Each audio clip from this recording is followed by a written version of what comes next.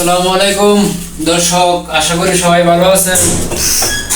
বিদেশে যে কি কষ্ট, এদিকে আনো বাবু, ক্যামেরাটা এদিকে আনো। এই দেখেন, আজকে তরকারি পাক করতেছি, মাছের তরকারি এবং টমেটো এবং আলু দিয়ে, ঠিক আছে। তো সুযোগ পাওয়া যায় না রান্না করার, কারণ বিষয়টা হচ্ছে আমি আপনাদেরকে বোঝাই, যারা বিদেশে আছে তারাই একমাত্র এই জিনিসটা বুঝে, তারাই উপলব্ধি করতে পারে, আর যারা দেশে আছেন তারা উপলব্ধি করতে পারবেন না, কারণ আমাদের কষ্টটাই এরকম। আমি আপনাদেরকে সাপোজ একটা ধারণা দিই। এখন হচ্ছে বাজে প্রায় 6টা, সন্ধ্যা 6টা বাজে। তো আমি ভোরবেলায় 6টায় ওইটা ঘুম থেকে ওইটা, ঠিক আছে, ডিউটিতে গেছি কোম্পানি।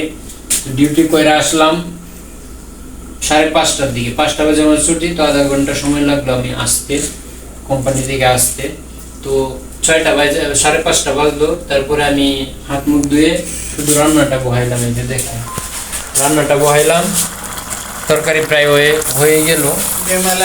এখন বিষয়টা হচ্ছে, এই যে 12 ঘন্টা 14 ঘন্টা আমরা ডিউটি করি, ঠিক আছে, ডিউটি করে নিজে পাক করতে হয়, রান্না করতে হয়, খাওয়া দাওয়া করতে হয়, গোসল করতে হয়, এর ভিতরে রুমের যা যাবতীয় কাজকর্ম আছে, একটা পরিবারে যে কিরকম কাজ থাকে, এটা তো হয়তো আপনি একজন পরিবারের সদস্য হিসেবে উপলব্ধি করতে পারেন।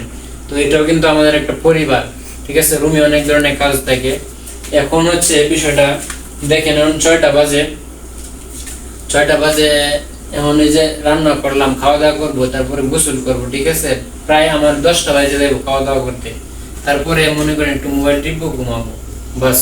আবার মনে করেন যে 6টা বাজে আমার ডিউটি, আমার কিন্তু 6টা বাজে ঘুম থেকে উঠলে হবে না, আমাকে উঠতে হবে মিনিমাম 3টা বাজে, কারণ আবার আমার সকালে রান্না করতে হবে। রান্না করে গোসল করে তারপরে আবার অফিসে যাইতে হবে, ঠিক আছে। তো এটা হচ্ছে একটা প্যারা, এই প্যারাটা পাই, মানে মানে বিরক্ত হয়ে যাচ্ছি আমরা যারা প্রবাসে আছি, কিন্তু কিছু করার নাই, পরিবারের ভালোর জন্য, নিজের ভালোর জন্য মনে করেন পরিশ্রমটা করতে হয়। তো আমাদের ভিতরে শান্তি বলতে কিছু নাই। এদের ডিউটি করো, কাজ করো, বাসায় এসে মনে করি যে রান্না করো, টেন করতে করতে আমাদের সময় চলে যায়, ঠিক আছে। ডিউটি তো মনে করেন শুধু ডিউটি না, এটা একটা প্যারা, মানে 12 ঘন্টায় শুধু প্যারাই থাকি, প্যারার মধ্যে থাকি। তারপরে প্যারা নিয়ে বাসায় এসে আবার প্যারা, শুধু প্যারাই আর প্যারা, ঠিক আছে। এই হচ্ছে কথা। আর যদি টাকা যদি না পাঠাইতে পারি, তাহলে মনে করেন তো প্রবাসীরা আল্লাহ দিলে এরা তো মনে করেন ভগবান, মানে ভগবান হয়ে গেছে, বুঝছেন কি। মানে হেরার দিন হেরা দেখছে পরিবারের কথা, হেরার দিন হেরা দেখছে টাকা পাঠায় না, কি করে নিজে নিজে টাকা জমাইতেছে, কিন্তু পরিবারের দেয় না, কাউকে দেয় না। বন্ধু বান্ধব ফোন করলে দুস্থ টাকা দে, টাকা যে দিব দুস্থ, টাকা দেওয়া এত সহজ। এই অবস্থায় আছি আর কি আমরা। তো সবাই দোয়া করবেন প্রবাসীদের জন্য, কারণ প্রবাসীরা খুবই কষ্ট করে। এটা আমি আগে বিশ্বাস করতাম না যে এত কষ্ট হয়তো বিদেশের না, মানুষ যতটা বলে হয়তো কেউ কেউ কষ্ট করে, কিন্তু প্রবাসে আসার পরে বুঝতে পারতেছি যে একবারে সুখে আছে, সেও মনে করেন দুজকে আছে প্রবাসে, ঠিক আছে। তো সবাই ভালো থাকবেন, আমাদের চ্যানেলটি সাবস্ক্রাইব করে আমাদের সাথে থাকবেন। ধন্যবাদ।